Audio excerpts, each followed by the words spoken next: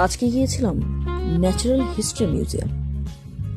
এটি শুধুমাত্র একটি প্রদর্শনী কেন্দ্র নয়, এটি পৃথিবীর জন্ম থেকে শুরু করে প্রাণের বিবর্তনের দীর্ঘ ইতিহাস সংরক্ষণের এক জীবন্ত দলিল। এই মিউজিয়াম মানুষের চিরন্তন প্রশ্নের উত্তর খোঁজে।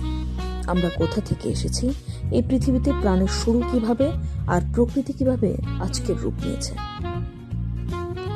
মিউজিয়ামের অন্যতম প্রধান আকর্ষণ হল বিভিন্ন যুগের প্রাণীর সংগ্রহ।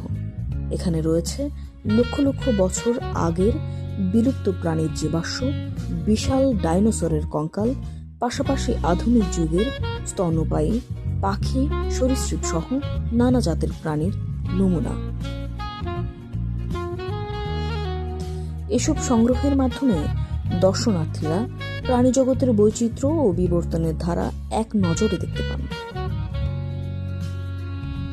এক সময় যে প্রাণীরা পৃথিবীর শাসন করত, আবার যেসব প্রাণী আজও আমাদের চারপাশে টিকে আছে, সবাই এখানে ইতিহাসের অংশ হয়ে দাঁড়িয়ে আছে।